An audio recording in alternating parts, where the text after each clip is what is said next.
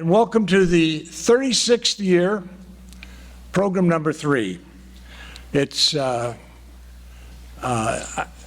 great gratitude for all the support that you have given us, and speaking for the wonderful group of volunteers with the Roundtable, we commit to put together great programs, and you'll see that tonight. Doug Becky has done a marvelous job of putting this program together.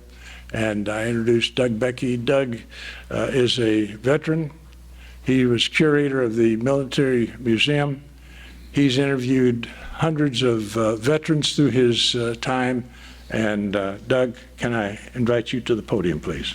Tonight's speaker is Kevin HYMEL.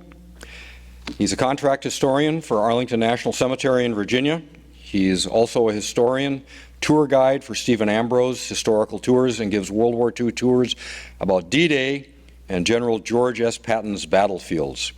He's the author of several books, including Patton's War and American Generals Combat Leadership, Volume 1. Volume 2 is about ready to go, April, and Volume 3 is somewhere down the road. Okay.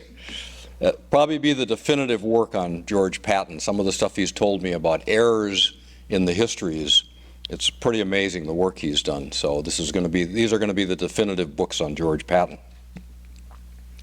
He served as the research director for Foreign Media, which publishes World War II history and World War II quarterly magazines, for which he continues to write articles. He's a former historian for the U.S. Army's Combat Studies Institute at Fort Leavenworth, Kansas, where he wrote about small unit combat operations in Afghanistan.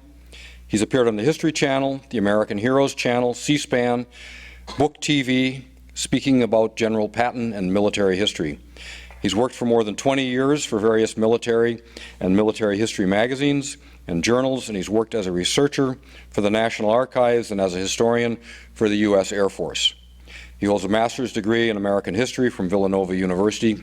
If you've watched any of his online presentations, you'll know that he's an excellent historian and a very engaging speaker.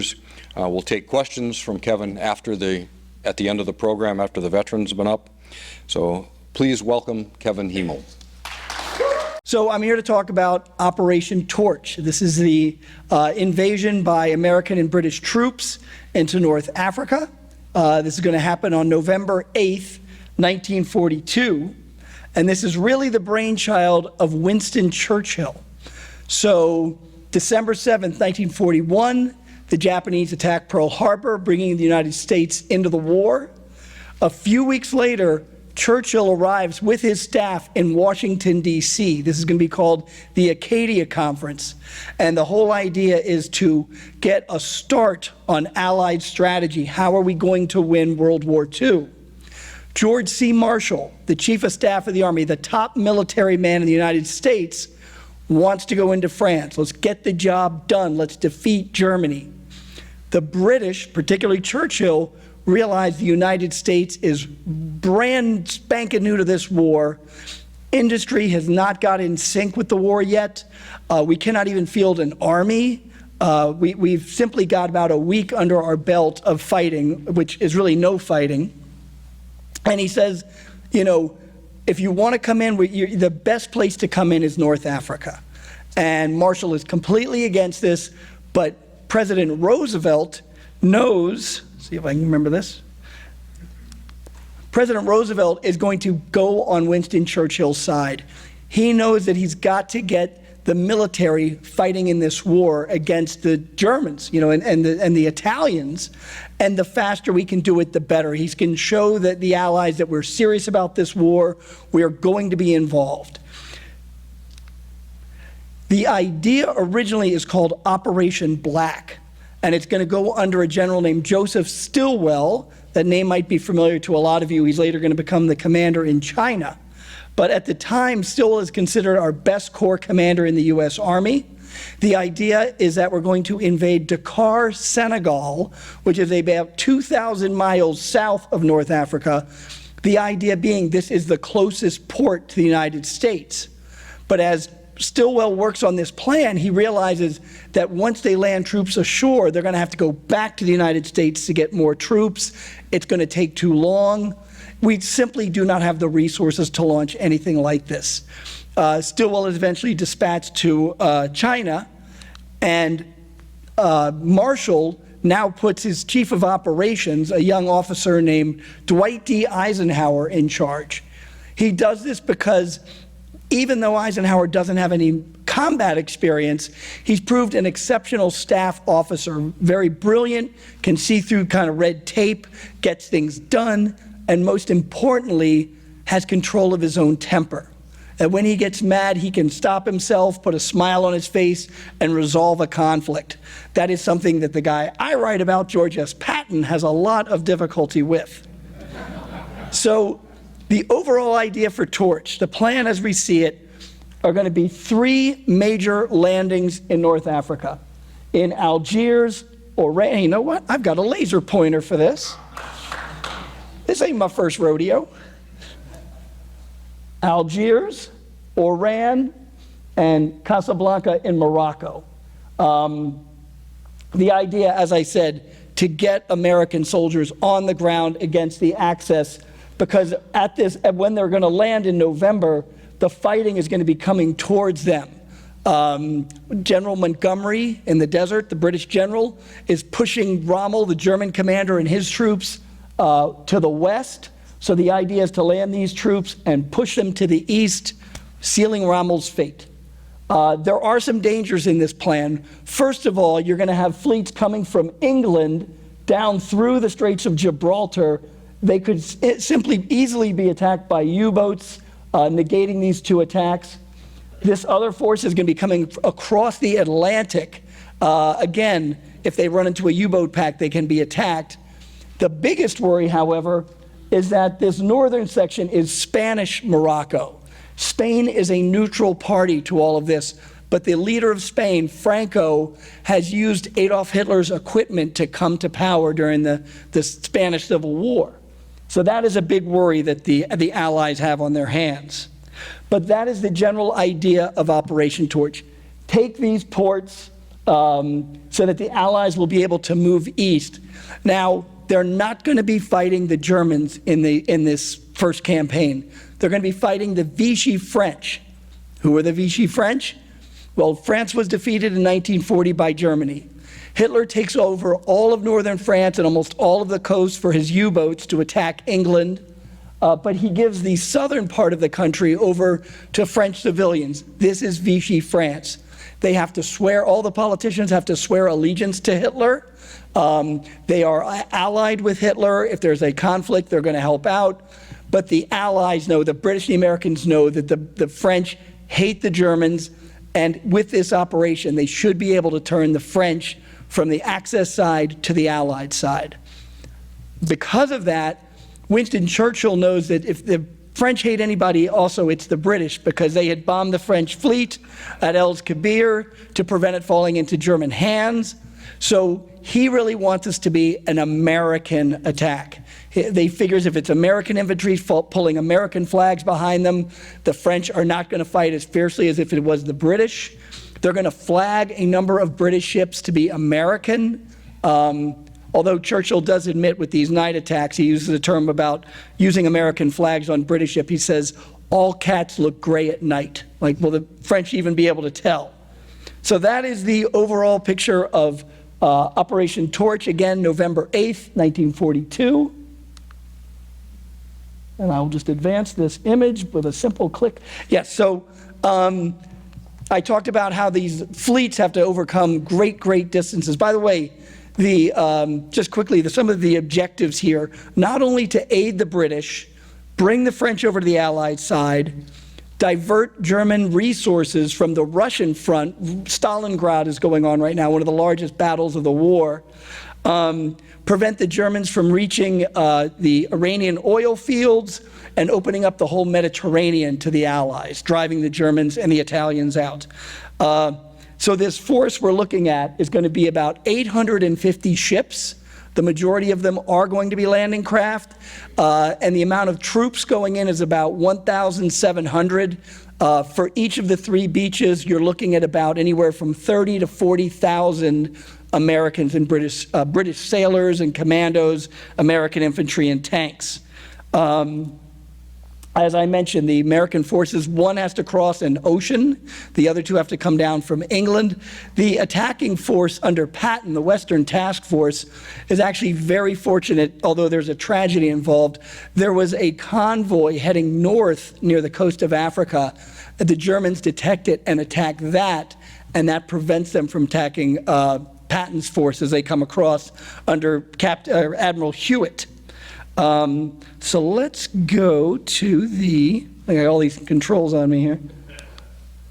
This is kind of what the average American going into the attack looks like. I'm sure you guys have seen, there's a very famous photo. In fact, I think it's on one of your brochures. It just didn't fit the screen as well as I'd hoped. So we're going to first go into Algiers. This is the farthest east attack going in. It's the most important because it's closest to the Germans. This is going to be the 34th Infantry Division under General Doc Ryder. As I mentioned, we're looking at an envelopment of the city, major forces to the west, also to the east. But the British come up with this idea, and we're going to see this on all the other beaches, mostly in this, also in the attack on Oran. The idea is we're capturing these ports. That's what's really important, so that we can supply troops in the future.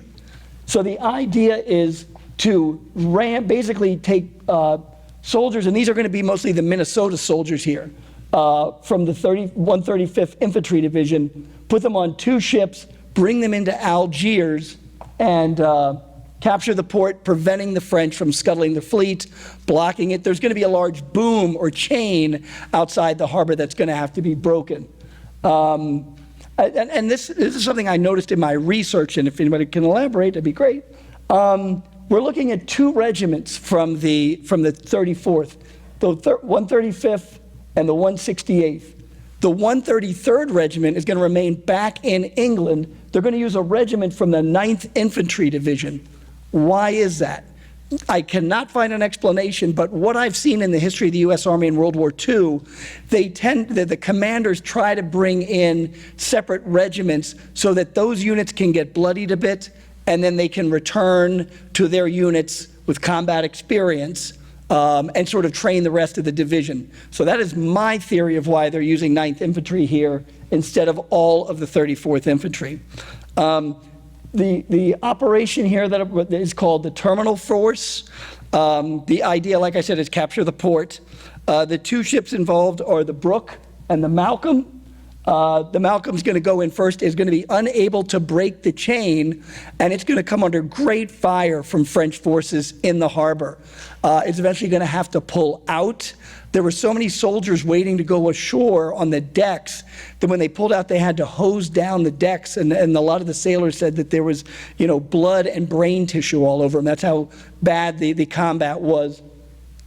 The Malcolm is going to make it, is going to be able to dock. The regimental commander, his name is Edwin Swenson. He's going to tell the troops that they need to rush through the harbor over the berm and to get cover, and he wants them to run, and I quote, as fast as stripy-assed baboons. So that's the kind of motivation they have going in.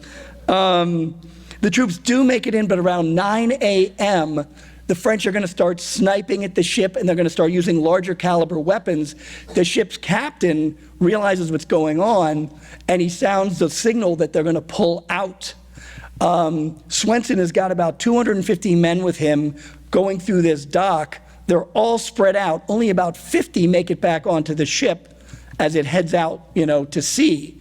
Swenson is, basically stuck there, and he feels like, well, we're going to fight it out till our relief troops come and get us. And so about 9:30, he hears tanks coming, and he's like, finally, the relief force. Well, it's French Renault tanks. It's the Vichy French, and he's going to have to surrender after he loses about 25 guys to enemy fire. So this entire, effort is almost pretty much a wasted effort. We're going to see it again in Oran. Meanwhile, as the fighting dies down here, the troops from the 168th and the 39th are going to start converging into the city. The 168th, mostly Iowans, are going to be under the command of John, I always get this wrong, Iron Mike is his nickname, O'Daniel. And if Iron Mike O'Daniel sounds familiar to any of you, he's going to later take command of the 3rd Infantry Division, which is one of the elite Army divisions, and lead them through southern France. He's going to take over from Lieutenant Truscott. But at this time, he's a regimental commander.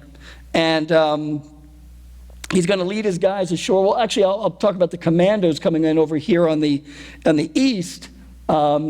There really is almost no resistance. There are large defenses, large forts. The commandos' job is to take them. Some of the American Rangers drop hand grenades down some ventilation shafts, and they say the French shout back in English, "Why don't you go fight the Germans?" These American Rangers basically were trained by the British commandos, and most of them are taken from the 34th Infantry Division, and so most of them are from Minnesota and Iowa. They're going to come in pretty peacefully. They're going to capture the airport at Maison Blanche. There's the airfield. Meanwhile, these troops under Iron Mike are going to come in, again, almost to no fire at all. Iron Mike, as he's coming up the beach in a Jeep, passes a French officer. It's General, what's his name, Mast, who shouts out to him, "Whiskey." And whiskey is the code word for French surrender. So he stops the Jeep, he accepts the surrender, allowing his men to start moving inland. They're going to get as far as this town called El Bear. And as they're coming in, there's a captain from Iowa named McBride. He's being supported by artillery, and a little boy runs up to him and hands him a note. It's from a nun saying, "Please don't bomb our convent." And so he scribbles a note to the artillery, sends it back. They don't fire on the convent.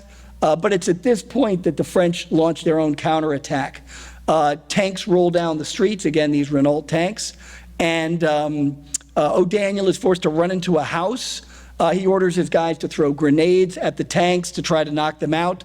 The fighting becomes house to house. First time for the American Army in World War II doing house to house fighting. Now, while this battle is kind of raging here, a American diplomat, last name Murphy, Robert Murphy, is going to go seeking someone to help the French surrender to, and they are going to find General Ryder, and he says, "I've got a French officer willing to surrender if you're willing to come with me." And Ryder famously says, "I'll talk to anyone, anywhere who's willing to surrender Algiers to me." So with that, he gets in a car with his staff. Murphy takes him through the French lines. The French troops are actually blowing a retreat with their bugles. They take him to a French general named Juin, and Juin says, what are your negotiation? What is it you guys want? And he said, "Well, we don't want to fire on the French anymore. If you guys will just, you can keep all your weapons if they will just go back into their barracks." And Juin says, "When will the Americans be ready to take over the city?" And Ryder says, "Immediately." And so with that, Juin surrenders. That should have been the end of everything, but the French command is so confused because so many French officers actually tried to launch coups within the city to help the Allies that the French officer class really kind of doesn't trust each other. The one guy that can make this decision, who can really surrender everybody, is Admiral Darlan. And he just happens to be in Algiers. He's visiting his son, who's actually dying of cancer.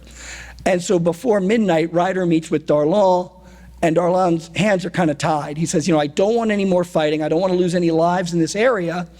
But if I surrender, all of Vichy France will be occupied by the Germans." And so he says, "I'm not ready to give you my decision right now." So Ryder actually thinks pretty quickly and says, "Will you at least give me permission to land my troops on the docks and on the piers?" And he agrees to that. The next day, he will surrender. So it's basically a 24-hour campaign for Algiers. I'm just going to show a few photographs here to kind of take you through what I just explained. So there we go. So there's Doc Ryder. Basically, all of the military commanders in this campaign, all the general officers, are West Point graduates or have gone to West Point. Some of them left.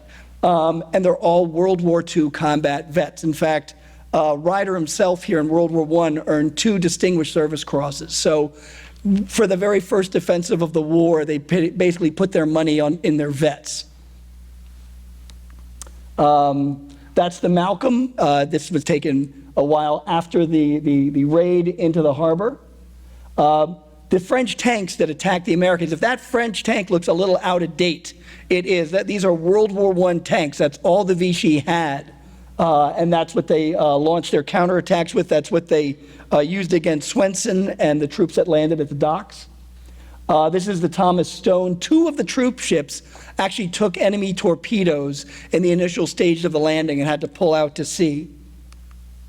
These are the troops going down the rope nets. Some of the equipment going ashore. There they are ashore. And you can see there's no opposition. They're standing up. They're not crouched. They all have American flags on their sleeves. Like I said, we wanted the French to know this was an American operation. The only time you're going to see flags on the sleeves again like that is going to be airborne troops so that the French can identify them in places like Sicily and Normandy. You can see the civilians just kind of watching as this all happens. The troops said they walked when they were going through Algiers at first, that a lot of people going to church, it was a Sunday, didn't even look at the soldiers. They just kind of kept their eyes down and went to church. So there's Robert Murphy, the diplomat. There's Juin. That's the first surrender. And then when they realize that the French aren't very trusting of him, it's Darlan who surrenders to Doc Ryder. So that is the closest attack to German forces of the whole operation. It's actually the second attack of the day. The first attack is in the middle. It's in Oran. And if you remember the map, you know, this is central. So the British fleet's going to arrive here first. It's going to take them a little bit more time to get to Algiers. Again, you've got troops coming in from the west and the east. And then, of course, you're going to have 2 British, I say British like this, ships going straight into the harbor. And then this is going to depict it a little further. These 2 ships, the Walney and the Heartland, are actually American Coast Guard cutters. They were used to chase rum runners in the Great Lakes and are given to the British as part of Lend-Lease. They are then reflagged as British ships and then reflagged as American ships the night before. This is Lloyd Friedenhall, again, another World War I veteran, a graduate of West Point. He's going to be the Corps commander, 2nd Corps, landing these troops. But the real fighting is going to be done by Terry Allen and his 1st Division and his deputy commander, Teddy Roosevelt, the son of President Teddy Roosevelt. They're going to lead the troops ashore. Friedenhall is not going to come ashore for at least 2 days. And when he does tour the front, he does it in a tank. And when there's a little bit of sniper fire, kind of ducks down and pulls the lid. There are eyewitness accounts of this. Not the most inspirational leader. So let me see here. We're going to talk about Roosevelt coming ashore. Let me just get my nuts and berries in a row. So reservist. So the Wally's going to come in first. It's going to split the boom. It's basically a wooden chain.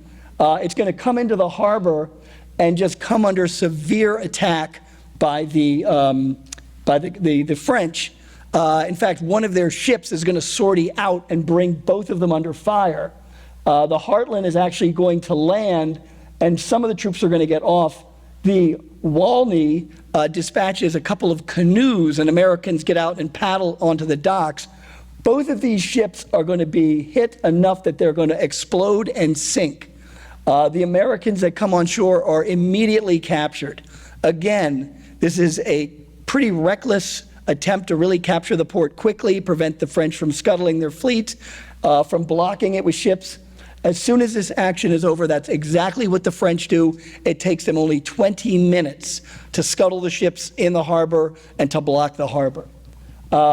Meanwhile, the troops landing on it's 3 beaches, X, Y, and Z. So over here, we're going to have American Rangers. The Rangers are going to take out all the big guns. That is their job. Well, I think there were some here, that's the previous one. So you can see the big guns here. These are going to be led by William O. Darby. He is going to be the Ranger Battalion commander. Like I had said, a lot of the Rangers from Iowa and Minnesota. They really come across very little opposition. They ram Bangalore torpedoes, which are, dynamite-packed tubes, down into the gun's barrels. They're going to throw grenades down ventilation shafts. and the French are going to surrender almost immediately. A lot of the troops come out shouting, "Vive Americain, bon bon." The French commander comes out in his pajamas and surrenders to Darby. So not a lot of action here. Once these guns are taken, Darby is to fire 3 flares to signal for the fleet to come in. But his flares are, unfortunately, they part of his capsized landing craft. So he has white flares. So he just stands there firing flare after flare in a steady row, hoping that the British commanders offshore will see this and interpret it correctly, and that's exactly what happens. So the troops are going to come ashore on Z, Y, and X beaches. The Americans here on the eastern side, they actually launch a mortar that goes up in the air and it blows, splits in two, and it actually has an American flag hanging from it to let the French know who this is. Well, the French start firing on the American flag. So one of the battalion commanders says, "Okay, boys, it's open season, let them have it." That's how things get started there. But once they're ashore, they meet very little resistance. On the western side here, these troops are going to arrive. The sea was a bit rough. A lot of them are very confused when they get ashore. A lot of them don't still have sea legs. They're throwing up when they come ashore. And greeting almost all of them is this old man in a uniform in a Jeep, and that's Teddy Roosevelt.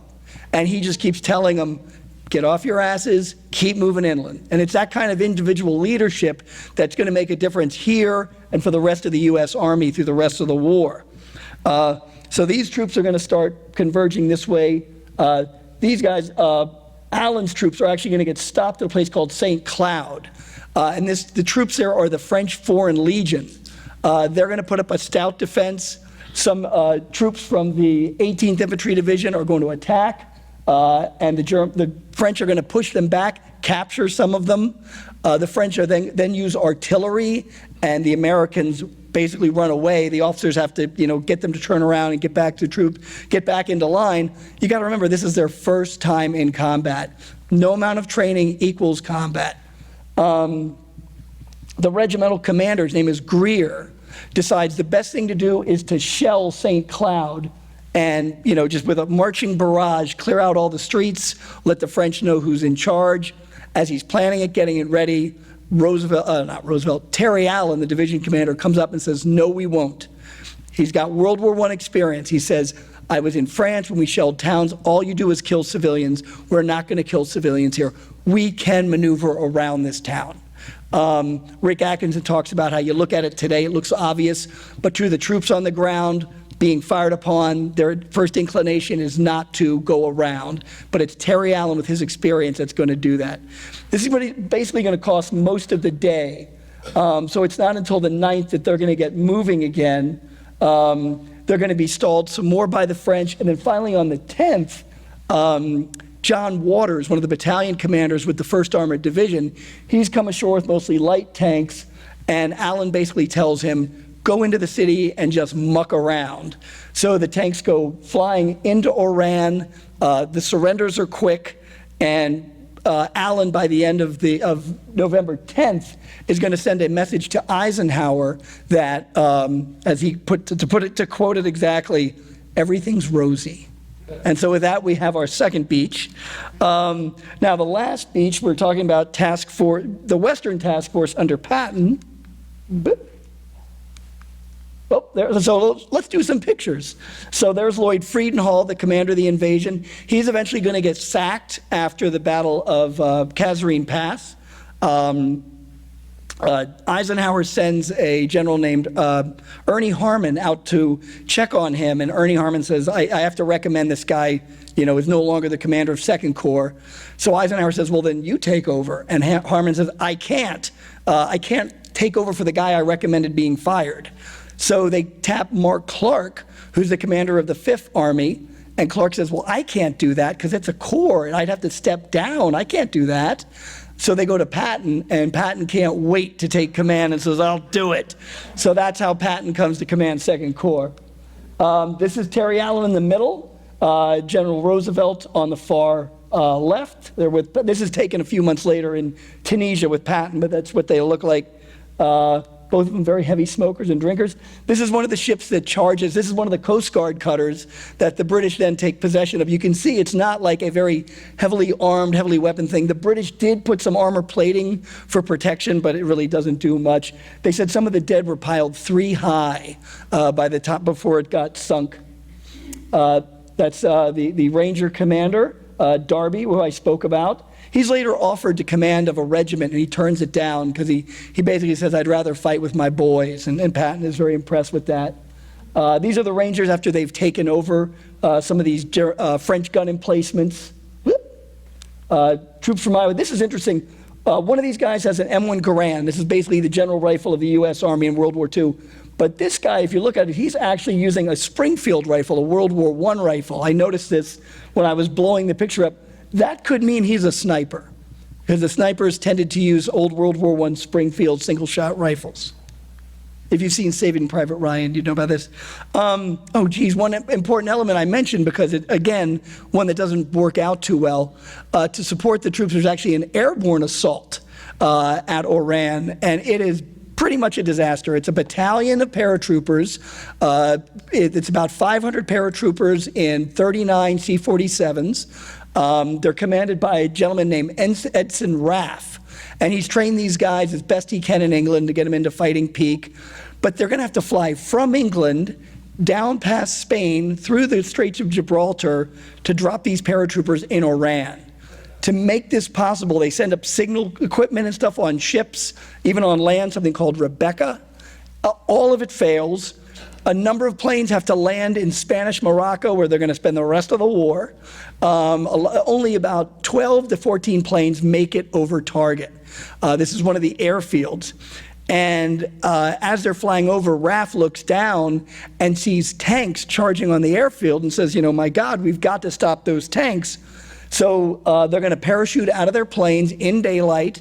RAF, when he comes down, he's kind of like a metronome swaying under his parachute. He's going to slam into a rock before he lands and come up spitting up blood with a couple of cracked ribs. But he gathers his forces to stop this tank force. Unfortunately, it turns out to be American tanks. They're a little late to the battlefield. And that's pretty much the glory of the first airborne attack by the U.S. military in World War II. There they are. This was actually a training exercise. There's very little actual combat footage of parachute troops in action. You know, D-Day, you always see the footage of them jumping out of plane. Well, all that was done at night in pitch black. You know, it's usually the training footage that they use. This would have been the light tanks that the Americans are using. Their only use of heavy tanks or medium tanks is going to be under Patton. And that's some of the French troops that surrendered in Oran. So I mentioned that Patton is 3 forces, north, central, and south. This Western Task Force was not even supposed to happen. During the planning stages in Washington, the British say, you know what, it's too far west, it's too far away from combat, they should be landing closer to the Germans. But Roosevelt says he really wants this because it's the closest port to the United States and can be used for future operations. I had mentioned that Patton was not famous for his patience.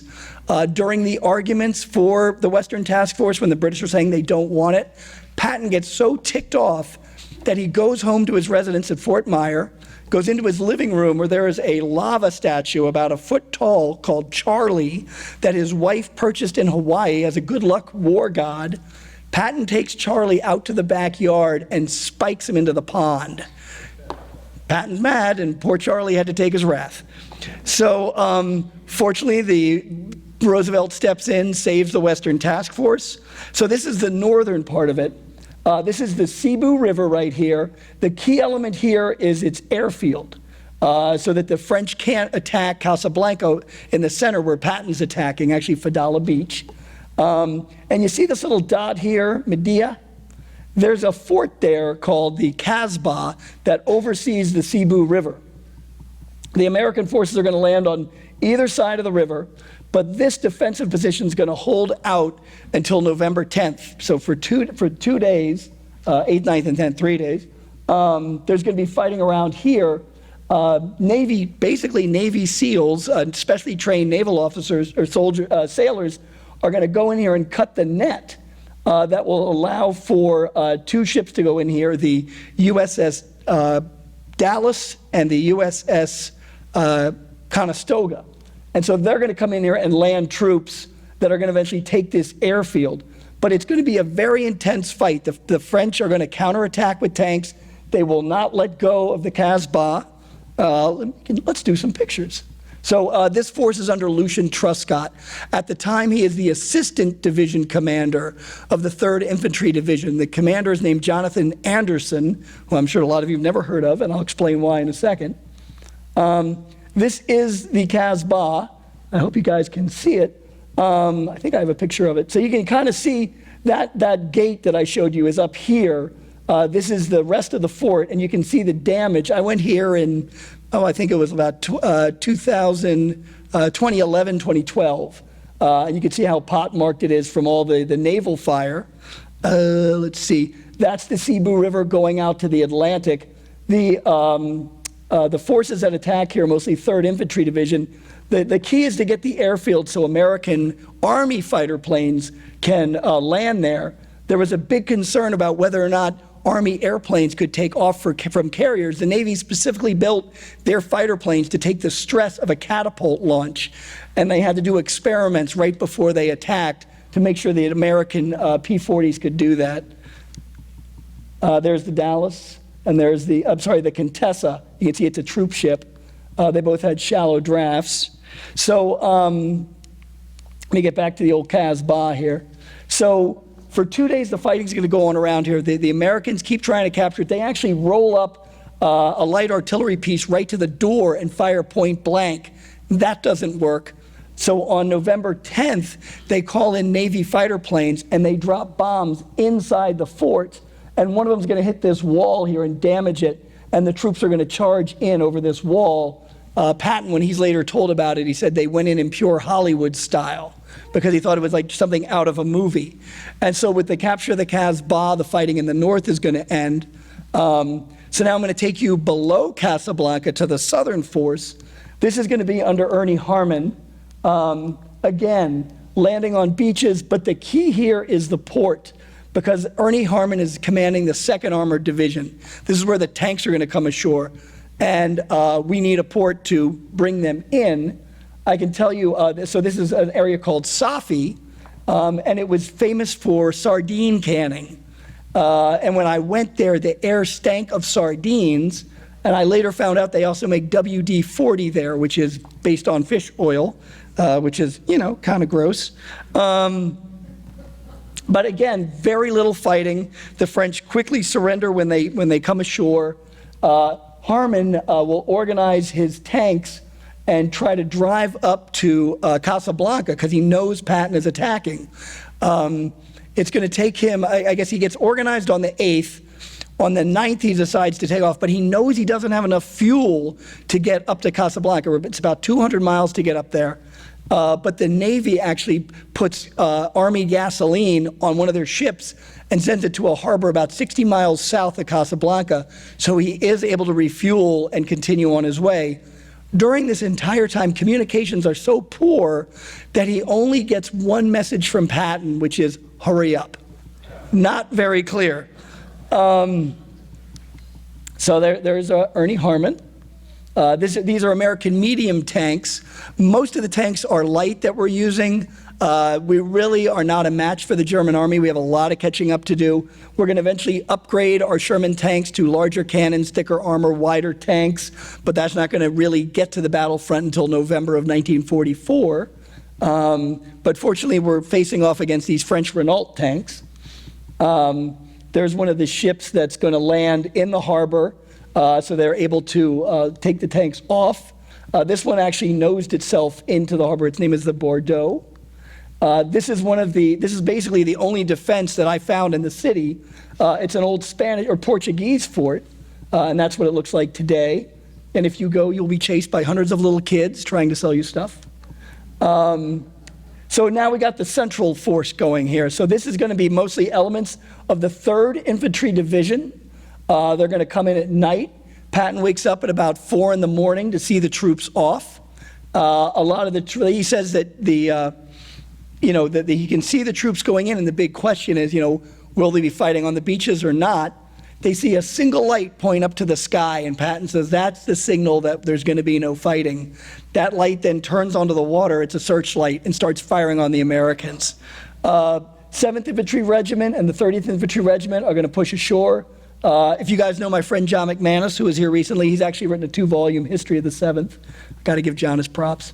The troops are actually going to, find small resistance. They're going to overcome the immediate defenses rather well. Patton plans on going ashore with the troops in the morning, and he dresses for it. And as he's putting on his ivory-handled pistols, he decides to have them stowed away on his landing craft. But as he's getting ready to go out, he really kind of misses them. So he has his aide, George Meeks, African-American soldier, go retrieve them. And right after Meeks does that, the French fleet appears on the horizon and starts attacking the American fleet.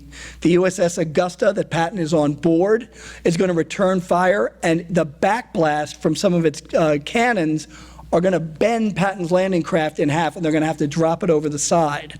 So Patton does manage to save his ivory-handled pistols. Patton is kind of close to the action. He's leaning over the side of the ship watching things happen when a shell hits, and it's actually a yellow dye marker, and it's going to drench him in yellow. He does make reference to it. He doesn't say why he was there. It's possible he was seasick. The battle lasts for about 2 hours. He has lunch with the naval commanders and says the Navy has it too easy. He's going to go ashore around 12 noon. Let's see what we got here. Okay, by the way, this is General Anderson, the commander of the 3rd Infantry. When Patton goes ashore, he's gonna come to see Anderson and think that he doesn't have command of his unit because Anderson doesn't really know what's going on. By the 2nd day, he's gonna go to Anderson again and have to wake him up, which really ticks Patton off. And he will later replace him with Lucian Truscott. There's Patton on board the USS Augusta before going ashore with Admiral Hewitt. Hewitt initially couldn't stand Patton when they first met. Patton started cussing at him. Hewitt wasn't used to that kind of behavior and started shouting back. They eventually got to get along very well, and I'll tell you a story about him in a second. This is elements of the 7th Infantry going ashore. I actually got this out of one of Patton's staff officers' personal photo album. There they are going ashore also. So when Patton goes ashore, he says that the big cheer went up from the USS Augusta. So he raised his helmet before going ashore. I think that's George Meeks down here. He's got his back, but he kept a Thompson machine gun with him the whole time ashore. As Patton gets into the surf, he gets in about knee deep, and he sees a landing craft stuck on a sandbar, and he orders the troops around him to drop their equipment and to push this landing craft back into the water. Well, as they're pushing, the guys look left to right, and there's Patton right in the middle pushing with them. He knows that the Navy has a limited amount of landing craft, and they really can't waste any. He's going to come up the shore, and he lands roughly right about here. This is actually a photograph that Patton took, and he put this arrow in to show where he landed. So if you ever wonder what his handwriting looks like, that's as close you're going to get right now. And you can see the port right here, and then further south about 2 miles is Casablanca. This is Fadala Beach, and that's the port of Fadala. So he comes ashore, and you can see he's wearing the 2 ivory-handled pistols. This is one of only 2 photographs of him wearing both ivory-handled pistols. The other one's taken just a few seconds after that. They're both in my book. But after that, he resorts to wearing one. He makes it official in France because he says they're just too heavy. No other reason besides that. And one of the first people to greet him is a British liaison officer holding Charlie, the Hawaiian good luck charm. Patton's wife, good woman that Beatrice was, fished it out of the pond and gave it to this British liaison officer, Robert Enriquez, and asked him to present it to George on the beach for good luck in the battle. Patton doesn't even really notice it when he holds it up to him. Instead, he chews him out for not wearing a proper American uniform. And Enriquez says, your wife made me do this. And he said, so she did. And as they're talking, a local Moroccan man is, he's got his mule with him with saddlebags on. Now, the troops on the beach, the battle is passed by already. Patton arrives at a pretty quiet beach. There's soldiers in foxholes, some standing around. And this local Moroccan is going down the beach, picking up American equipment and throwing it on the back of the mule or putting it in the saddlebags. The guy picks up an M1 rifle. This is unacceptable to Patton. So he pulls out his Magnum pistol, ivory-handled pistol, and fires. Doesn't hit him, goes by his head. The guy gets the message, drops the rifle, runs off. And that, to me, is Patton announcing himself on the battlefield on day one. Typical George S. Patton. This is what the beach looks like when he comes ashore. He is going to come up the shore. There's a small cabana where there's a field telephone set up there. So he's going to get on there and bark a few orders like George S. Patton always does. When suddenly a French Dantooine fighter plane appears overhead and dives on the beachhead. All the soldiers on the beach duck or go into fetal positions. Patton is furious. He goes running from this phone, says, "Get off your asses, get on your feet, and return fire." He says, "You've got rifles, use them." And so just then the plane pulls up to come around for a second round. As Patton is going back to the phone, he says, "If anyone ducks, I'm going to court-martial them." This time everyone stays on their feet. They fire back at the plane. It does not come down as low and takes off. Small ironic story I came across. A few months later, his wife Beatrice is going through an army hospital in the States and asks one of the soldiers what happened to him. And he says, "Well, I got strafed by a French plane." And she says, "Maybe you should have returned fire." So I thought that was kind of amazing how the two of them are of the same mind. So Patton is basically going to occupy a hotel called the Hotel Miramar, make that his headquarters. He's going to go to bed for the night. George Meeks is going to stand outside the door, sit Indian style with a Thompson machine gun in his arms. The 7th Infantry and the 30th Infantry are going to push south. The next day, they're actually going to encounter a French counterattack, and the men are going to flee. Patton's deputy commander is going to actually step in and reorganize the troops. And Patton is really actually not mad about this. He said it's their first time under fire. You have to expect things like this. His direct aide, or his chief of staff, Hap Gay, had actually departed that morning with another officer because a French officer came through and said, the French are willing to surrender. So they go off to accept a surrender, end up getting captured. The officer with Hap Gay, they actually put him up against a wall and shoot him, and they're about to shoot Hap Gay when they change their mind. Word gets back, Gay actually gets back to the line and reports this. And so Patton determines that, I've got to crack Casablanca. It's the last thing to go. Eisenhower actually sends him a message, says, the other two beaches have been taken. Yours is the last nut to crack. And that is a real insult to Patton because he's trying his best, but he just can't seem to get the French to surrender. So he basically surrounds Casablanca, and he's going to send the troops in on November 11th at 6 a.m. So he goes to bed the night before the battle, and around 4 a.m. he gets woken up. Another French officer appears. He says, the French are willing to surrender. And Patton isn't so sure. He said, you say the Army is, but you don't say the Navy is. We need them both to surrender. So an officer named Rattay volunteers to go see about the surrender. And before he leaves, Patton says, "Don't get yourself killed," because that's what happened to Hap Gay's assistant. So he goes off, comes back. He says, we've got the Army ready to surrender, but not the Navy. So Patton pushes the deadline back to 7 a.m. He gets there to the front lines with General Anderson of the 3rd Infantry. They've got Navy fighter planes circling over. The artillery's ready. They're ready to go on the attack. And the word comes in that both the French naval commander and Army commander have decided to surrender. Patton calls off the attack. He turns to Anderson and he says, "Thanks for the great birthday present." November 11th, Patton's birthday. So there's the attack on Casablanca. These are some of the troops of the 3rd Infantry fighting under Patton. And as the French surrender and Patton's getting ready to go meet with them for the formal surrender, Ernie Harmon comes pulling up with his tanks. And Patton just starts chewing him out. "Where have you been? You missed this fight. I'm so mad at you." And there's this guy that's been plowing as fast as he can north. He is shocked and taken aback. And he knows Patton very well, and then Patton winks at him, and he realizes he's just giving him a hard time, and they walk off together talking. So this is General, I always get this wrong, Michelou is his name. He's the French admiral. The French commander's name is Nouges, N-O-U-G-E-S. And Patton doesn't think much of him because the French army surrendered so quickly, but he turns to Michelou and says, "You guys fought hard," and to which the admiral says, "You destroyed my entire fleet," to which Patton says, you know, "C'est la guerre," so it was war.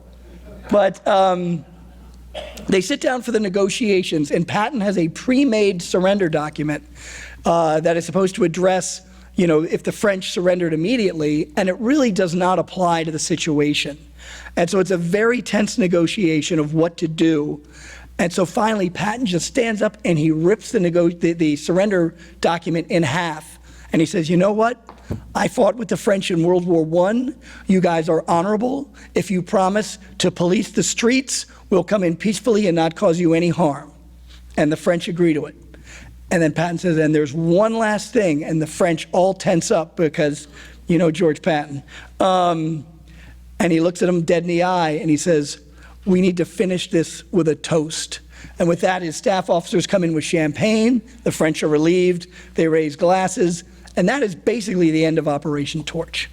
So with the conclusion, November 11th, these are the troops occupying Casablanca. They go in at 7:30. Patton said between 7:30 and 8:30 were the most tense moments of his life up to that point.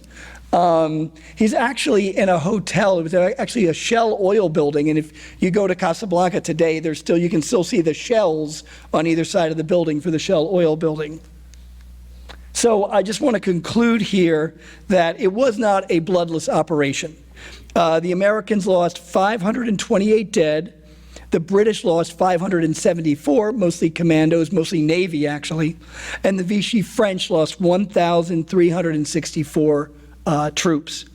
But Operation Torch gets America into the war, lands troops, distracts Germany from Stalingrad, even if just a little bit.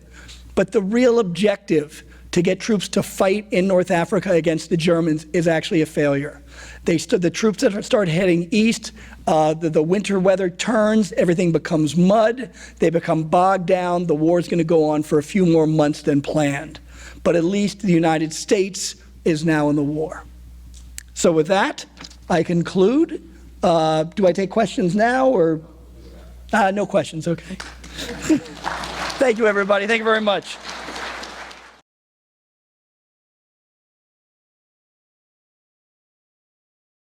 Tonight, we're honored to have a veteran of the operation with us, Fred Topel. Last May, Fred turned 100 years old.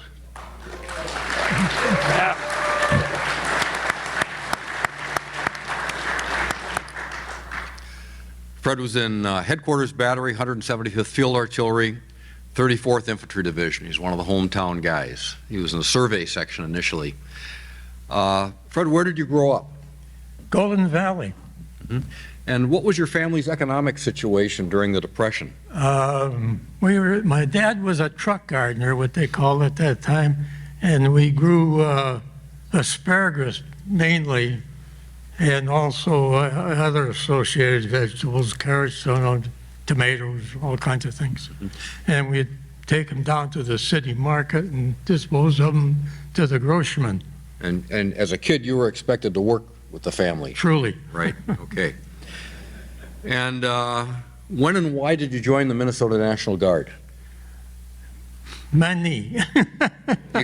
You got 25 cents an hour. It was more than I was getting. Who could say no? But at that point, you could do something with 25 cents an hour. Hey, yeah. Lots of things. Nowadays you can't even put it in girls Nowadays you can't even put it in a parking meter anymore. Yeah. Okay. And you told a little fib when you enlisted. Yeah, about 2 years. Yeah. You're 15? Yeah. Okay. But they look the other way. Got to keep the numbers. They needed us. Yeah. Okay. And this is before the war. This is about Yeah, 1939. this was back in May of that year. Okay, and you drilled at the Armory in downtown Minneapolis. Yeah. Mhm. Okay. And what unit were you in? I was in the 151st Field Artillery 2nd Battalion. And that unit had a proud history in World War I. Did they make you aware of that? Did they talk about that? The unit had a proud history in World War I. Yes, they did. And Yeah. did they drill that into you? Oh, indeed, they did. Okay. And unlike today, your training was all in the unit Yeah, from the NCOs. yeah. And how was that? They did their job, I guess.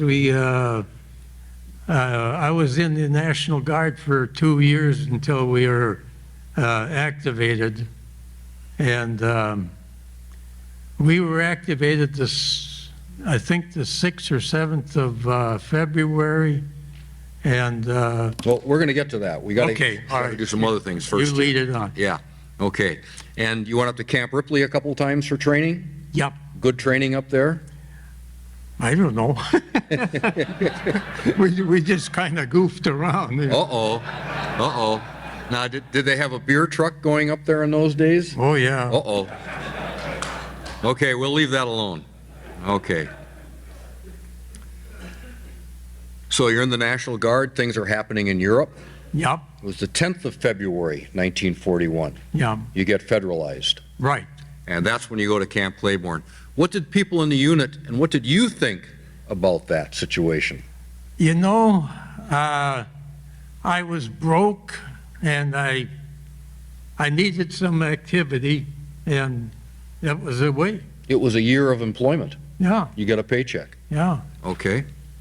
Okay. I think I got $30 a month. And did you send it home, or did you? I sent half of it home. Okay. While you're at Camp Claiborne, or towards the end, the division gets reorganized, and you're assigned. You leave the 151st. You go to the 175th Field Artillery. Yes. How did you feel about that? This is a new unit. I was in the outfit that got transferred to be the 175th. We were 2nd Battalion of the 151st, and they just changed our name and made us into just a battalion self-sufficient. Okay, but you're leaving a unit with a proud history. Was that a factor? Did people mind that? Did you mind it? I think so. Yeah. It had a good background. Okay, okay. And you're training at Camp Claiborne down in Louisiana during your year. Was that rigorous training? You know, when we left Minneapolis, we got had French 75s that were WW1, and I don't think they were making ammunition for them anymore. And shortly after we were there, we were installed with 105s. Okay, go ahead. Yeah. And that's the gun we trained on mostly. Okay, okay. And you think the training was pretty good? Did people take it seriously? Yes, I think so. I believe our outfit was up and coming. You know, we were kind of proud. Mm-hmm. You're Minnesotans. Yeah. Yeah, there you go. What else do you need to say? Yeah. Right. Okay. So things are going along. Training's progressing. It's the 6th of December. And Bingo. you think you're going home pretty soon. And the next day is Pearl Harbor. Yeah. Okay? It's not a year anymore. It's the duration plus 6. Yep. Okay? And what did people think about this situation? Well, it was tears and falling down. Yeah. We were disappointed. Disappointed you're not going home. Yeah. Was there a lot of anger about Pearl Harbor? There was, I suppose, and then we were, in the other terms, we were kind of excited about what kind of a thing we were getting into. Mm-hmm. Mm-hmm. We didn't have an idea at all. Okay. Well, starting in January of 42, units of the 34th are shipped overseas to Northern Ireland. Yeah. Very first American unit shipped Yep. overseas. But because of some shipping problems, this progressed throughout the winter and spring. Yeah. Were you in the first contingent, or did No, you I go was in later? the second contingent, Okay. and I think we got there in either late March, early April. Okay, so you went to Fort Dix. Yeah, that we were at Fort Dix at the time we left the States, yeah. Okay, and then got to Northern Ireland. Yeah. Okay. Any problems on the convoy? Not to my knowledge. Okay. How was the voyage? No problems? No. No seasickness? We came over on a Polish ship called the Sobieski. Okay. And I was a kitchen mate, or I don't know, somebody that directs people around to do, to go someplace and eat and so on. And they lost my train of thought. I'll come back to it. Okay. Anyways, you got to Northern Ireland. Yeah. Okay. And how was training in Northern Ireland? We were accepted pretty good. Northern Ireland was more American feelings. They were better than a lot of the English themselves, Okay. And they'd rather have you there than the Germans, right? Yeah. Okay. Okay. And you were in the survey section. So Well, I was when we got to Europe, I was in the forward observer.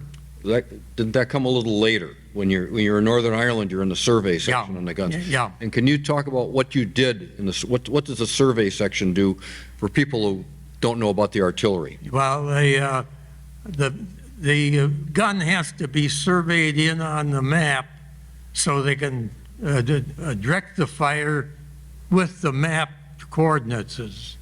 And so that the survey crew would go out and measure off to where of something that was on the map and make a location so we can get an exact location of where you were sitting. Mm-hmm.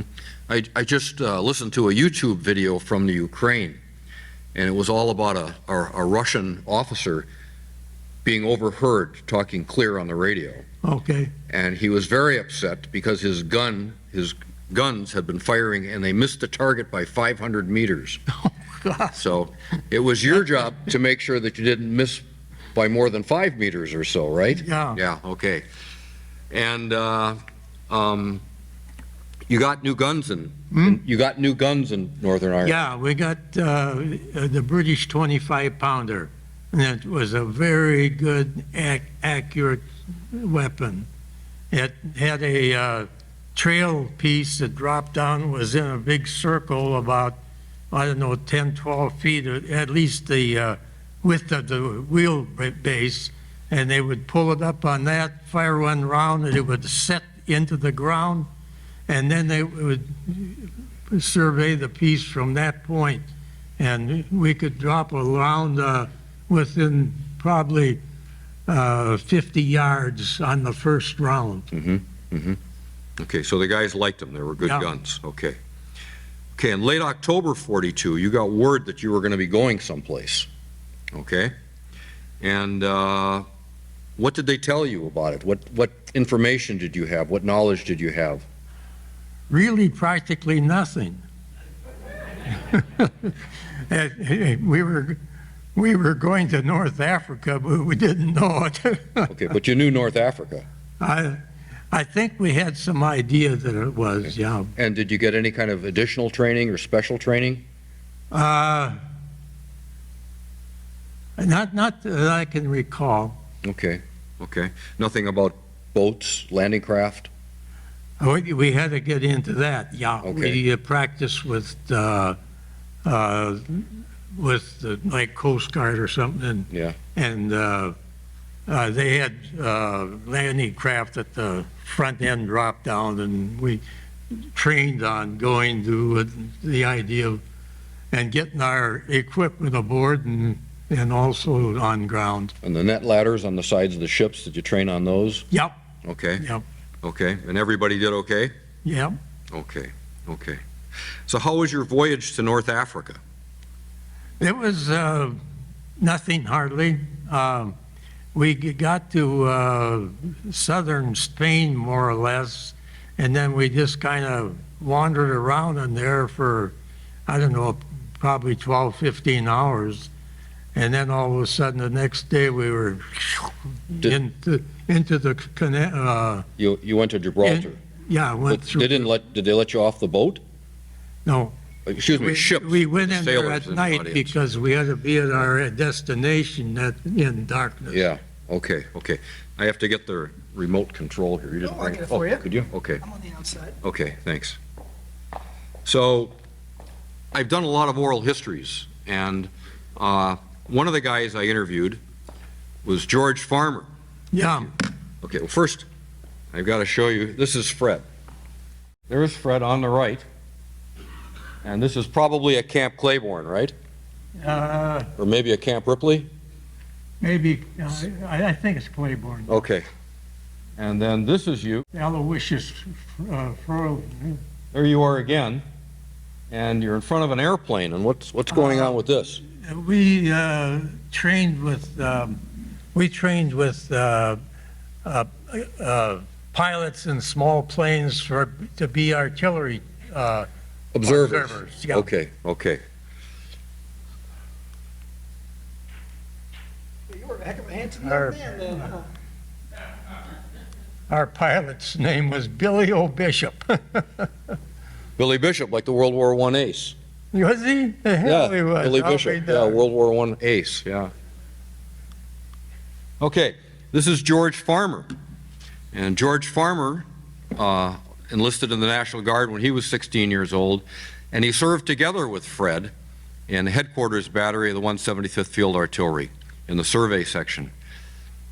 George was together with Fred at a roundtable program on Operation Torch in 2017, and it was the first time they'd seen each other since their service ended in 1945, even though they were, 50 miles apart, 40 miles apart Yeah. in Minnesota. So George landed with Fred outside Algiers on November 8th, 1942, and I'm going to read a little bit about what his experience was, and then we'll come back to Fred. So we had to unload from the Mediterranean and get on landing craft, probably more than a mile from shore. The landing craft were British, run by British sailors. I forgot how many landing craft we had, but anyway, the landing craft I got on had about 20 of us on it. He takes us to the wrong beach. We land on the wrong beach, west of Algiers at a small town. There's no war there. We had very polite Frenchmen there, French civilians. There were about 20 to 30 of us, including the radio unit, so the radio guys called back and got in contact with our regular unit, who landed in Algiers like they were supposed to. They told us to stay where we are, and they'd pick us up in the morning. So we had a free night. There was a girl in this town on the beachfront. No, that's not what you think. Okay. She had a horse and a two-wheel cart made from the back of an old car. So she would come in where we were and take as many people along as she could, hauled in her little cart, take us down the highway for a ride with the horse and buggy. Come back home, get a different load, and she kept that up until everybody had gotten a ride. We rejoined our unit the next morning. There were no issues with the French army. So, what was your experience on the beach? It was just nothing. It was nothing to do. You just had to sit there and look at the sky and look at the ground and just killing time. Mm-hmm. And finally, there was a French fort up on a hill off to our southwest or east at that time, and somebody suggested we should drop around the smoke up there, and they did it, and the fort surrendered. Your first victory. But the infantry got the credit, wow. 168th. What can you do? Yeah. Okay. So, any other experiences on this first day? Yeah, I had a face that was flat across here. My eye was closed, and I had an abscess tooth. Your face was swollen up. Yep. And they got me into Algiers and got me to a dentist. Our dentist wasn't around yet. And he took made an incision and cut the abscess off from on top of the tooth through the gums. And I went like that till I got the discharge. Really? And then the dentist there was up there digging around. And I says, "What are you looking for?" And he says, "Well, there's part of this tooth didn't come out." And I says, "Well, I think it might be gone." And he showed me the tooth, and it was a smooth cut across it. And that little tip on the end of where the abscess would be was gone, you know. Yeah. But the doctor had made an incision in the gum and cut it out of there. But this is after And after 3 years. yes. Okay. And no Purple Heart for that. No. Okay. They missed me wherever I went. Yeah. Okay. Well, thank you. Thank you very much for your service in World War II. Thank you. Okay.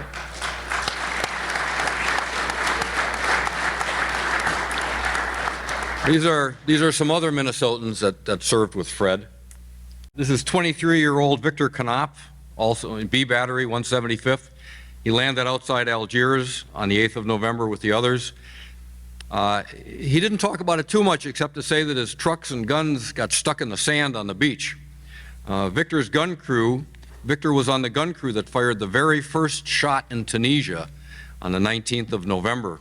This was the very first artillery round fired by Americans in the European Mediterranean theater of war.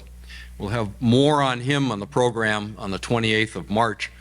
This is 20-year-old Gordon Bennett, also a B Battery. Gordon spent much of his time in the Army getting into and then out of trouble, usually relating to alcohol. On the ship bound for North Africa, he found and broke into the ship's supply of alcohol, which he generously shared with the British anti-aircraft gunners on the ship. Okay. He landed outside Algiers with the others on the 8th of November. But Gordon was really good in his oral histories about telling, and the older people remember Paul Harvey? Okay, the other side of the story. So we'll hear more from him too on the 28th of March when he tells the other side of some of the stories that are in the books. In the upper left is Zane Shippey. Zane Shippey was in the 1st Ranger Battalion, and this is his daughter Laura. Laura, do you want to talk a little bit about your dad? Yeah, he was in the 34th Infantry Division. He had joined the Guard when he was 16. He basically told his mother, "You either sign for me or I'll go someplace else and get enlisted and you won't know where I'm at."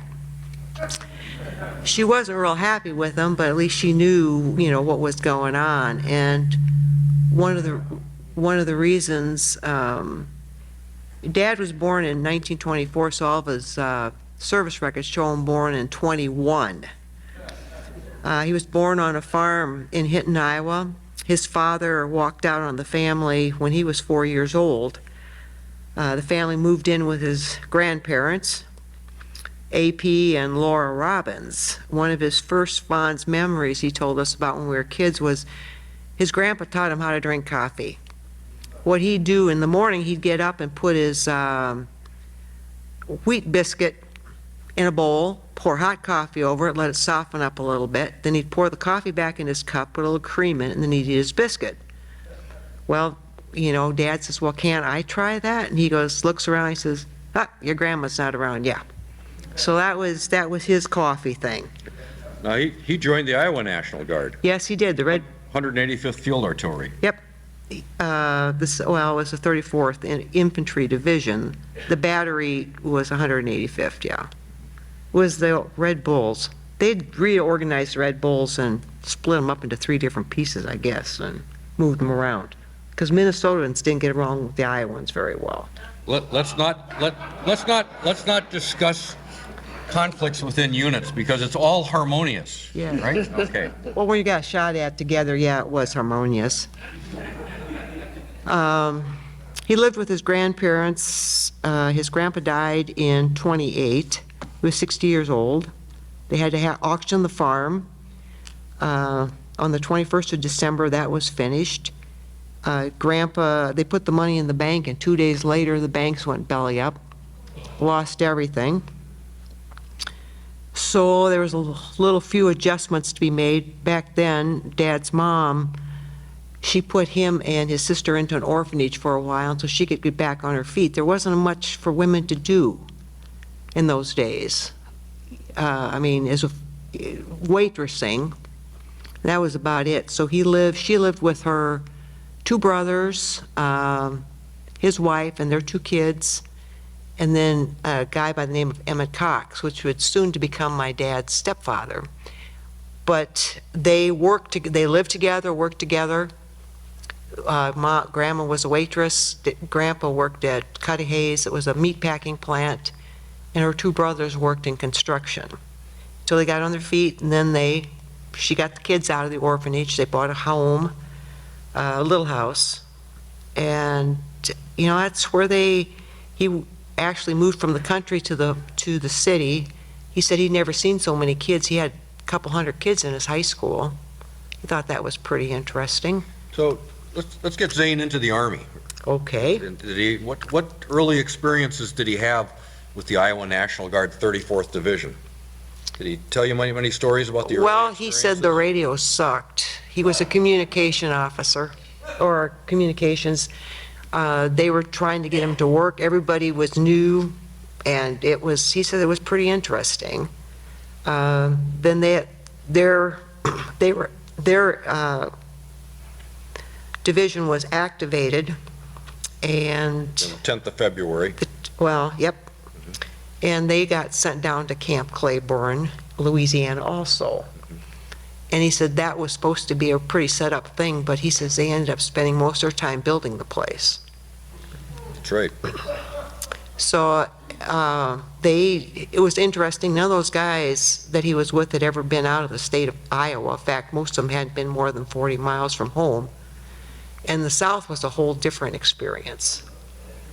They didn't quite understand the segregation part of it, because when they got on the bus, they always wanted to sit in the back. That was not permissible. They learned that fast. And it was different, and the guys they just quite didn't know how to handle it. But anyways, they went on maneuvers, and Dad had tried the motorcycle corps. That didn't work real well. The bridge was out, and nobody told them, and they ran right off into the river. He decided that wasn't his thing.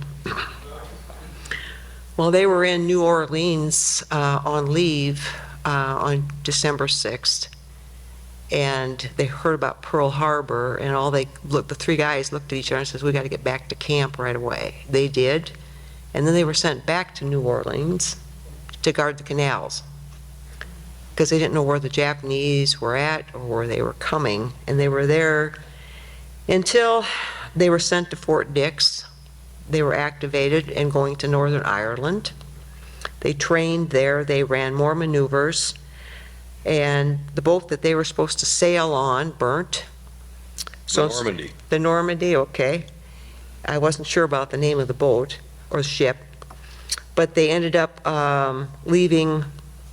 Let's see. I think it was in May. So Zane gets to Northern Ireland. They're training. Yep. And he's given an opportunity. Yep, there's a bulletin that came out in June saying that they were looking for some volunteers for a new group called the Rangers. And Dad, they had to be interviewed, checked over and everything, asked why they wanted to join. And Dad's reason was, he said he wanted to kick some German butt. And he says the the field artillery was behind the lines, and he wanted to be up front. I don't think he really knew what he was getting into, but that's what he wanted to do. And the Rangers took, I think it was what you said, 61% of their people were from the National Guard units. From the 34th Division. From the 34th Division, which was a double-edged sword, because their commander his name was Hartle, and his main lead-on guy was Darby. And Darby left with them too, because he was going to be the the guy that molded the Rangers. The Ranger commander. The Ranger commander. So he lost a lot of his men plus his main guy. So they trained in Ireland for a couple, I think it was like 3 or 4 weeks. They basically, 2,000 guys volunteered, and they had to weed them out. So the training was pretty intense and hard, and by the time they got done, there was only 575 of them left. That was it. That was the Rangers. There was 26 officers and 447 men. They were half the size of a standard infantry battalion, and they traded the mass for the agility and the firepower. They were basically named after Rogers Rangers, which fought in the Revolutionary War, and the British hated them because they fought from behind trees and snuck up on them. Well, that's what the Rangers were going to be taught to do.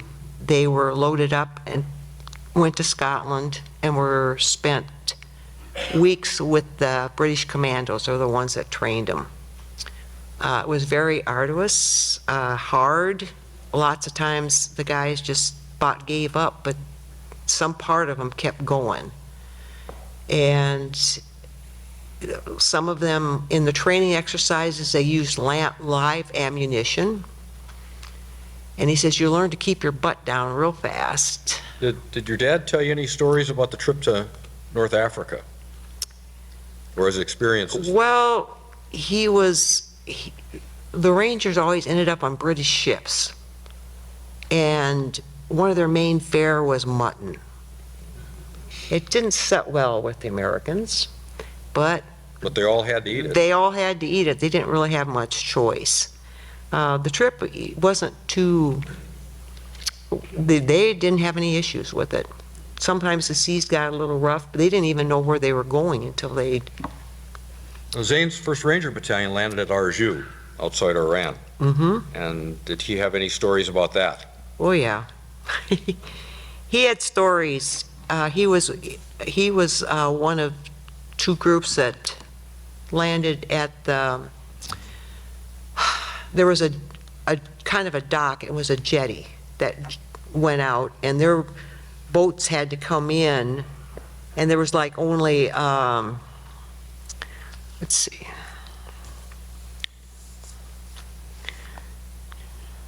The harbor,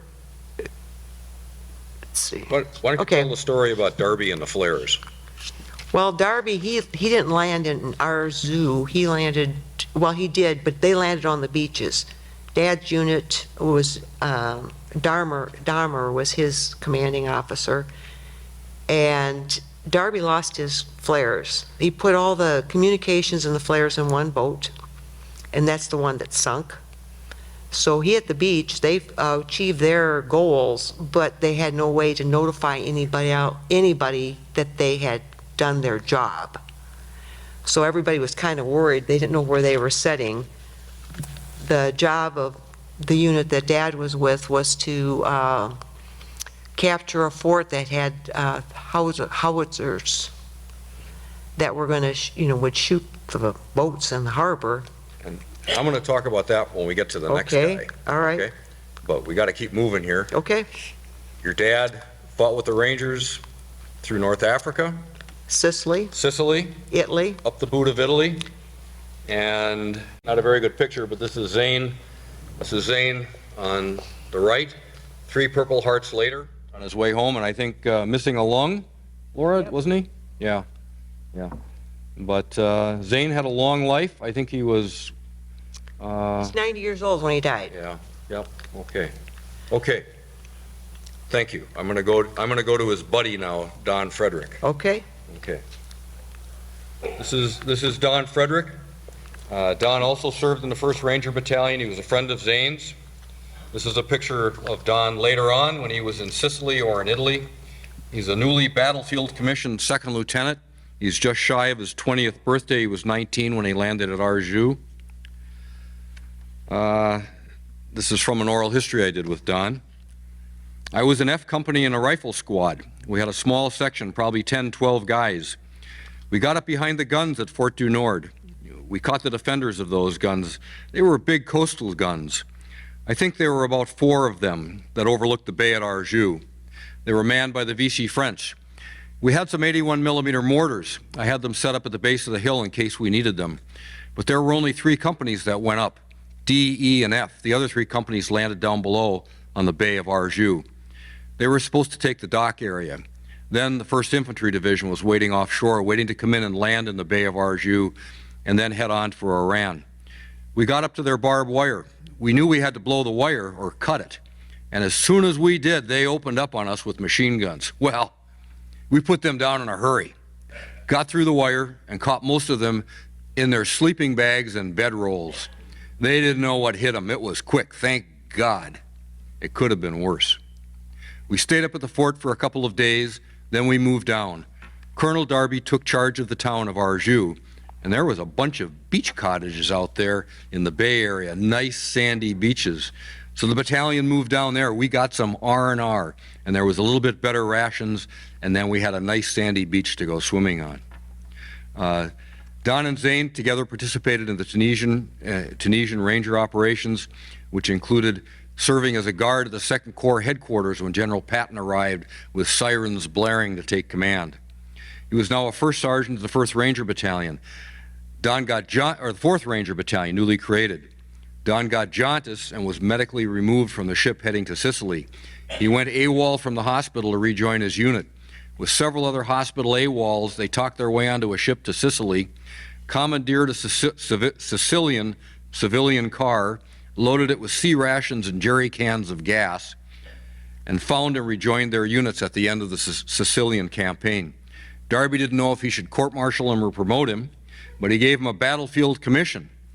He fought his way up the Italian boot, but on the 4th of November 1943 above San Pietro was the 1st Ranger officer captured. This was just the start of his adventures, and Don talked about a lot of them on previous programs. This is Don on the ship. Don on the left on the ship on the way to North Africa. I think this picture was taken on the 6th of November. This is Don in the middle on the French Fort du Nord, and they've just captured, you can see there's some little bit of bullet damage on the bunker. And these are Rangers above Algiers, so you're looking down on the beach. I guess that's the beach where they had their R&R. Okay.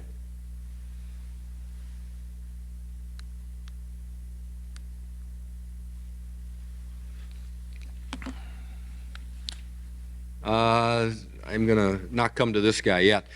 I'm going to read something from a self-written oral history from then Major Chester Mogline. Mogline went on to become a 2-star general and adjutant general for the state of Minnesota. But at this point, he's in the 109th Quartermaster Regiment. He was dealing with some of the logistics of the operation, so this is just one of his stories. At the time of the North African invasion, I received classified information on when and where because of a need to know for some of our activities. It was a good thing I had this information because days before the invasion, I received a call in the middle of the night from one of our battalion commanders, Lieutenant Colonel Ed Swenson. He'd been given the detail to command 3 companies of infantrymen with light equipment. They boarded destroyers in the Belfast harbor as part of the North African invasion operation. When they began to board the ships in Belfast harbor, they discovered that the facilities in the destroyers weren't capable of handling their eating and all their other activities. They told them to come light, so they came without kitchen equipment or many of the other things they needed to sustain themselves. I got a call at 2 or 3 o'clock in the morning wanting to know what could be done about it. So I got on the phone and took equipment away from some of our other units nearest Belfast and had them send it immediately down to the port, not to ask any questions, but just turn the equipment over to Colonel Swenson. I later learned that his force was intended to break the submarine nets entering the harbor at Algiers in North Africa and secure the port facilities.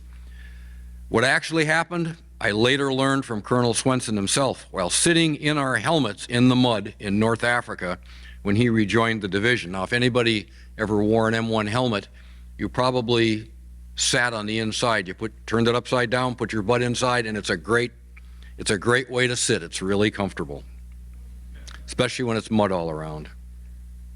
It seems that nothing worked as planned. The destroyers had a bad time getting through the nets and anti-submarine defenses in the harbor. By the time they got to the quayside on the destroyer broke and unloaded troops, the French shelled them and captured all 3 companies, including Colonel Swenson. They put them in the local jail that, according to Colonel Swenson, had about 6 levels, and they put them in the lowest dungeons. But not before they relieved Colonel Swenson of his prized possession, a new 35mm miniature Kodak camera he'd been able to buy in Northern Ireland through the PX system. Only 3 cameras came through the PX system in Northern Ireland, and they had a drawing to determine who would be allowed to buy them, and he was one of the lucky ones. When the division was shipped from the States to Northern Ireland, they were not allowed to take their cameras or radios with them, so this equipment became quite valuable. And the first thing that the French did was relieve him of his new camera. Well, he told the story that elements of the American forces began to surround Algiers. Each hour they came closer and closer to the city, and the prisoners were moved up 1 more level in the dungeon. When American forces finally broke into the city, they found Colonel Swenson and his forces guarding the prisons that contained the same Frenchmen that had captured them. With Colonel Ed Swenson's task force securing the harbor at Algiers, the elements of the 168th Infantry were to land on the northwest of the city of Algiers, enter the city from that side. In spite of the confusion caused by French resistance problems encountered by Colonel Swenson and some delay by the 168th Infantry in taking the city of Algiers, the Germans in Algiers were completely taken by surprise, and these were only mostly diplomatic people in the city. When Colonel Swenson and his troops were released, he made his way to the new division headquarters in a building that had been the embassy. When he arrived there, he encountered a sergeant from the G2 section coming down the hallway of the building, towing barracks bags in each hand. Colonel Swenson stopped him and asked him what he was doing. He said the German embassy had left everything in place: papers, fountain pens, plates, their uniforms, and cameras. Everything. Colonel Swenson's eyes lit up and he said, "Okay, dump it on the floor." And the sergeant dumped the material on the floor, and Colonel Swenson selected a camera, put it over his shoulder and said, "Okay, we're even now. Now you can take this stuff and turn it in." Uh-oh, the light's off here. I don't know what's going on. Okay. Whoops. This is Colonel Ed Swenson. Now, this is about 1934, 35. He's a captain here, but he looks like a tough guy, right? Okay. What was his civilian job? He was the warden of the Stillwater prison. This is Glenn Belseth, M Company, 3rd Battalion, 135th Infantry, Appleton, Minnesota. Glenn Belseth grew up in western Minnesota on a farm outside Milan. Being I was the oldest of 4 brothers and my dad was an invalid, I was deferred with a C2 farm agricultural deferment. Then the program came out that there would be a year's National Guard training, meaning a year of paid employment, which was hard to get at the time, right? Okay. The neighbor guys belonged to the Guard, and they said, "Glenn, why don't you join the Guard? This is pre-war now," and it looked good on paper. So I enlisted in the Guard on 30 November 1940 into the good old infantry. Glenn, with the National Guard, was federalized the 10th of February, went to Camp Claiborne, and with the division went to Northern Ireland. But he was designated to be on the Terminal Task Force. We had so much training you can't believe it. We especially trained for the invasion of North Africa, so we had training like commandos and rangers. We were marched to death, we really were. And I must say that the training was special. We were divided between 2 ships, the Malcolm and the Broke, and I was on the Malcolm. Each one was assigned a certain area of the dock. I think they thought if we weren't lucky, we weren't supposed to be all sacrificed. We weren't supposed to all be killed, and they didn't expect us to get fired on. We were supposed to go in peacefully because our Vichy French friends were manning the guns. Then the kind of surprising thing, we sailed under the British flag, but that evening they took that flag down and put up the American flag. I can still see it to this very day. That American flag sitting out there in the breeze, and then that big spotlight hit the flag, and the French shore batteries opened up and all hell broke loose. We were on the deck. I don't think we made it in on schedule. The way I recall it, it was getting pretty close to daylight when it took place. We took a lot of fire from the French batteries. We were pretty well shot up, and the Malcolm didn't make it in. I understand that it was 75 millimeter guns. Numerous hits on our ships, lots of damage on the deck. In fact, I think the big thing with the casualties was the boiler blew up and the smokestack or whatever above the deck. It exploded and bent back, and I think that killed some of our men. We were laying on the deck, and they had probably like 16-inch high armor plate around the whole upper deck for protection. That was the only protection we had. And of course, we had no way of defending ourselves because we were on the ship. I can recall we had 32 M Company men on the Malcolm, and 8 were wounded, 4 were killed. One of these killed was from my section. And I can recall laying on this deck. My clothes were blood-soaked, just all wet. So I went into the galley on the ship wondering whether I was wounded that bad or if it was my buddy's blood. Turned out to be my buddy's blood. Then we went back out into the Mediterranean on the Malcolm. So then there was this incident before the invasion. We were starting to get pretty serious, knowing we were going into combat. Bert Waring said, "How do you pray?" I guess I don't know if anybody gave him a good answer, but anyway, the day after we were out at sea, Bert said, "I prayed." I understand that the Malcolm sank after it went out to the Mediterranean. It was a rough game. I don't know how I got to shore. We spent the first night on the beach, and I remember trying to dig a foxhole in the sand. The more I dug, the more sand came in. Then we got to stay in a school building right there in Algiers. We spent about 2 weeks, I think it was, guarding the German consulate. And that was an experience too. I don't know if you got one of the other cameras or not, but that's it. We have time for questions. Did you have a question for Fred? Yeah. Fred, I've interviewed a lot of vets, and one of the questions I like to ask them is, what was the... He's interviewed a lot of veterans, and one of the questions he likes to ask is, What is the best meal you had during the war, and what was the worst meal you had? what was the best meal you had during the war? The best deal? Meal, food. Oh, meal. And what was the, okay, you had a tooth problem too, it probably made it Yeah, difficult. I got a big tooth Yeah. problem. And what was the best meal and what was the worst meal you had in Europe? That nobody ever asked you that? I was just laughing because I was hungry all the time anyway. I just did it for existence. You were glad to have anything you could get? Yeah. Okay. This, a lot of soldiers in combat, they would either carry something religious or something superstitious with them, like a lucky charm or maybe a prayer book. Did you carry anything on you for good luck or for prayers? Nothing for good luck. No, and I was, when we landed in North Africa, we were detached from our battalion, or from our division, and we were sent up to Medjez El Bab, and they had made us take the tarps off the top of the trucks, take the bows down, lay the canvas over the top, and then we rode on top of that all the way over to Medjez from Algiers. And when we got to Medjez, we got contact with some French infantry at the bridge. And they were very glad to see us. And then the Germans discovered there was something wrong. And so they would send Stukas over every morning and patrol over the area. And one morning, one of the kitchen guys got it. We remember the 50 calibers they put on top of the 6x6 cabs.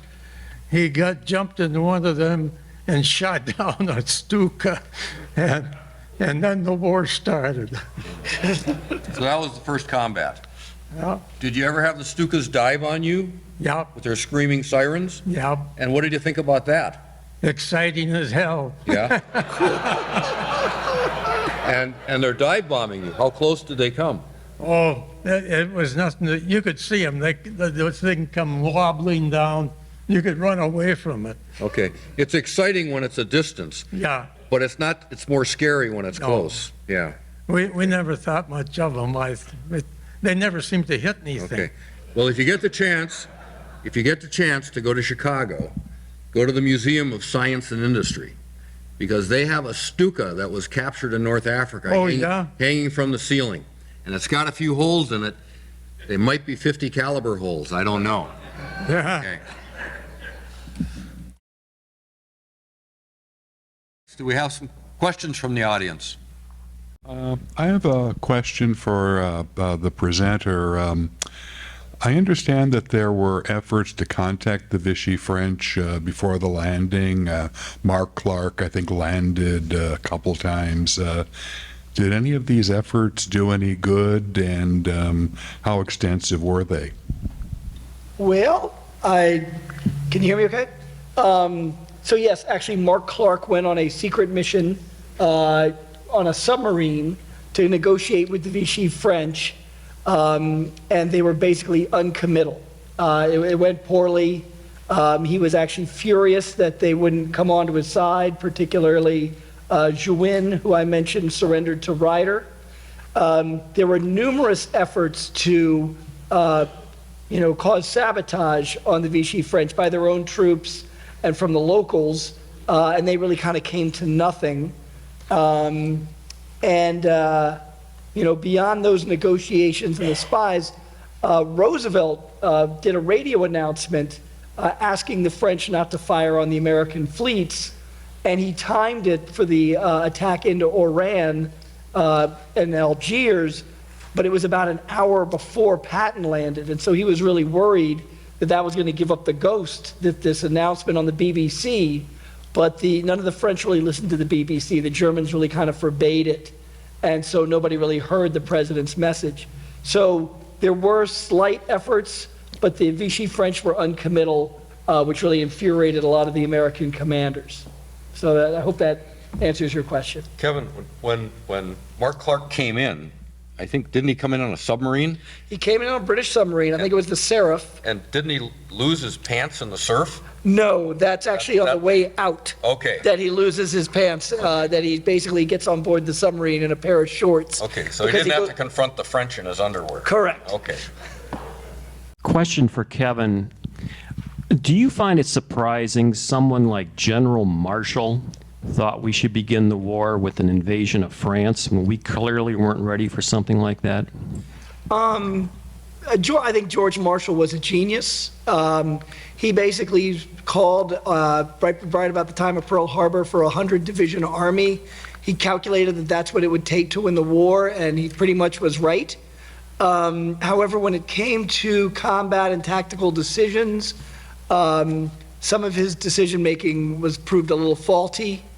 The idea that we could go into France as early as '42 was kind of pie in the sky.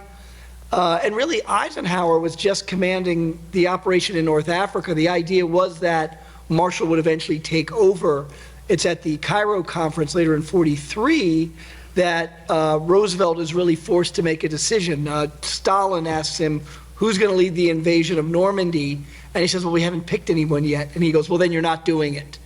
And so it kind of forces Roosevelt's hand. He picks Eisenhower because he has the experience, and he tells Marshall, bottom line, I sleep better knowing you're in Washington, D.C. As the planning for Operation Overlord takes place, the invasion of Normandy, D-Day, Marshall actually comes up with the idea to drop airborne troops on Paris with the belief that the American forces are going to move inland so quickly they'll be able to take the French city. Eisenhower has to talk him out of that. Instead, they land the airborne troops about a mile inland, far different from Paris.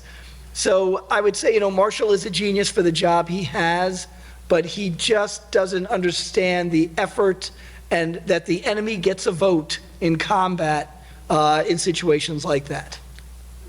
This is a basic question for Kevin. Why Africa? Why would Germany commit resources to Africa? Was it for oil? I've also heard that there was plans to go through South America and eventually invade the United States. But why Africa? I mean, they had a lot on their hands with Russia, and in Central Europe. So why Africa? So you got to remember, Germany has allies, mostly Italy, and the Italians actually are the first ones to go on the attack against the British. They believe they're weak because they're basically on the defensive in England, and this is a chance for Mussolini to expand the Italian Empire. You know, the Mediterranean being all Italian again, like the Roman Empire. And so the Italians are launching the first attacks on the British attack back, and Mussolini basically begs Hitler for some troops to help him defeat the British in North Africa. And that's when Rommel comes down with 2 armored divisions and I believe 1 infantry division. Rommel will always command more Italian troops than German troops in North Africa. And the idea was just to help the Italians out a bit, but Rommel basically goes on a tear on his own without Hitler's permission, but is successful. So Hitler now feels obligated to keep this force going.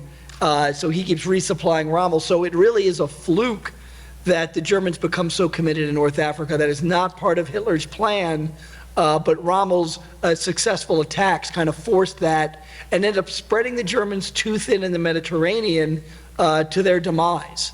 You know, that by pulling so many troops down into Italy, Sicily, North Africa, that's going to weaken the Russian front, allowing the Soviets to go on more offensive. So it really was not part of Hitler's plan. It was a reaction to Mussolini's defeats.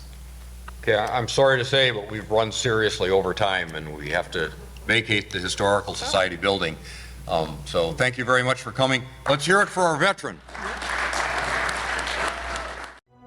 Support for this program provided by viewers like you.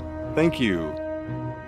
Additional support provided through the Catherine B. Anderson Fund of the St. Paul Foundation.